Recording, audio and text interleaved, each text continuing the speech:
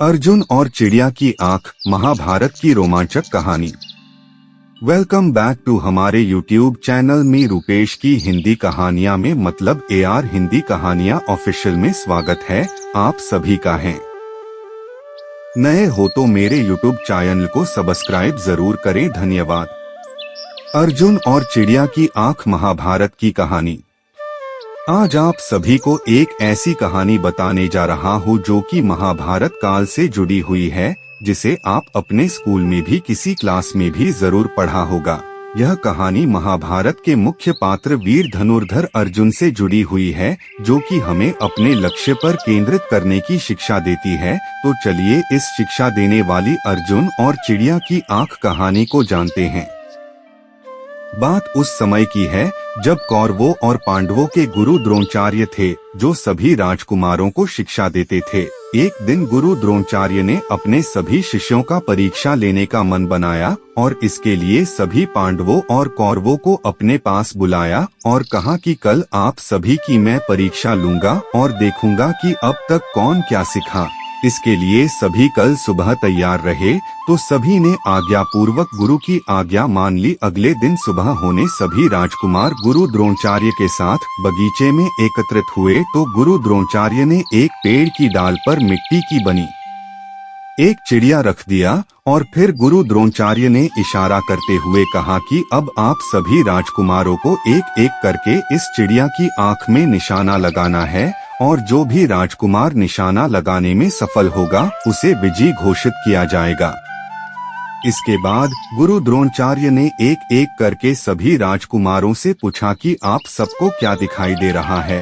तो किसी ने कहा कि मुझे तो चिड़िया दिखाई दे रही है, तो किसी ने कहा कि मुझे पेड़ दिखाई दे रहा है और किसी ने कहा कि मुझे पेड़ पर चिड़िया और पूरा आकाश भी दिखाई दे रहा है। तो किसी ने कहा कि मुझे पेड़ और पत्ते दिखाई दे रहे हैं। ऐसे करके सबने कुछ न कुछ बताया, लेकिन पांडव राजकुमार अर्जुन के कोई उत्तर नहीं दिया था। लेकिन गुरु द्रोणाचार्य किसी के उत्तर से प्रसन्न दिखाई नहीं दे रहे थे और तब गुरु द्रोणाचार्य ने अर्जुन से पूछा कि सबने कुछ न कुछ बताया, लेकिन अर्जुन तुमने कोई उत्तर नहीं दिया, क्या तुम्हें कुछ दिखाई नहीं दिया? तो अर्जुन तुरंत बोल पड़े कि हे गुरुदेव, मुझे क्षमा करना, क्योंकि मुझे तो बस चिड़िया की आंख दिखाई दे रही है। अर्जुन का ये उत्तर सुनकर गुरु द्रोणाचार्य अति प्रसन्न हुए और अर्जुन को निशाना लगाने को कहा। फिर क्या था, अर्जुन ने तुरंत चिड़िया की आंख में निशाना लगा दिया और निशाना एकदम सटीक था, जिसके कारण अब चिड़िया की आंख में निशाना लग चुका था।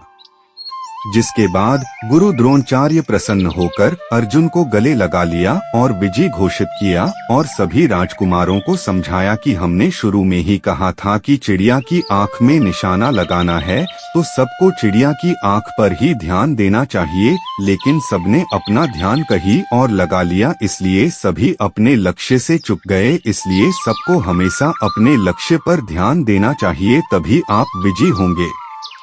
कहानी से शिक्षा तो देखा आपने किस प्रकार सभी राजकुमारों ने अपना ध्यान कहाँ लगा दिया, जिसके चलते वे अपने बताए गए लक्ष्य को भी ना पा सके। ऐसा हम सबके साथ होता है कि हम जानते हैं कि हमें क्या करना है या हमें अपनी जीवन में क्या हासिल करना है, लेकिन अपना ध्यान कभी भी अपने लक्ष्य पर केंद्रित नहीं कर पाते हैं, जिसके कारण हम अपने लक्ष्य को जानते हुए भी अक्सर भूल जाते हैं।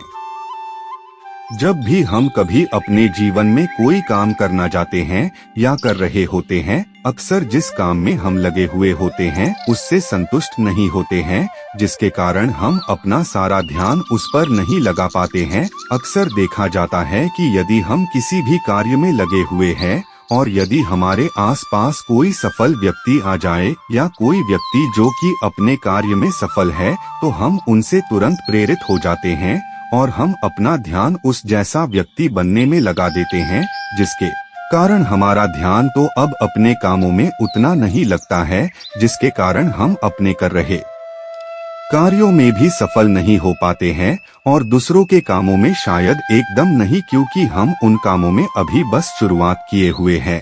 इसलिए सबसे पहले हमें अपने जीवन में एक लक्ष्य निर्धारित करना चाहिए कि हमें करना क्या है। फिर यदि हमारा लक्ष्य हमने निर्धारित कर लिया है, हमें अपना सारा ध्यान उस पर ही लगाना चाहिए, तभी हम अपने लक्ष्य को पा सकते हैं। यदि एक साथ कई लक्ष्य बना लिए तो निश्चित ही हम कभी भी सफल नहीं हो सकते हैं, क्योंकि एक साथ कई लक्ष्य बना लेने से हमें सिर्फ और सिर्फ दिन रात मेहनत तो करते हैं, लेकिन कभी भी अपने एक काम को पूरे अच्छे तरीके से नहीं कर पाते हैं। तो यदि हमें अपने जीवन के लक्ष्य को पाना है तो सबसे अपना ध्यान उस लक्ष्य के प्रति एकाग्रता बनाना बहुत जरूरी होता है। यदि हमने अपना ध्यान उस कार्य पर फोकस कर लिए तो निश्चित हम अपने लक्ष्य में सफल होंगे। तो आप सबको ये हिंदी महाभारत की स्टोरीज लक्ष्य के प्रति एकाग्रता कैसा लगा, प्लीज कमेंट में जरूर बताएं और इस कहानी को शेयर भी जरूर करें। मिलते हैं अगली और एक कहानी में। धन्यवाद वीडियो देखने के लिए। कृपया चैनल को सब्सक्राइब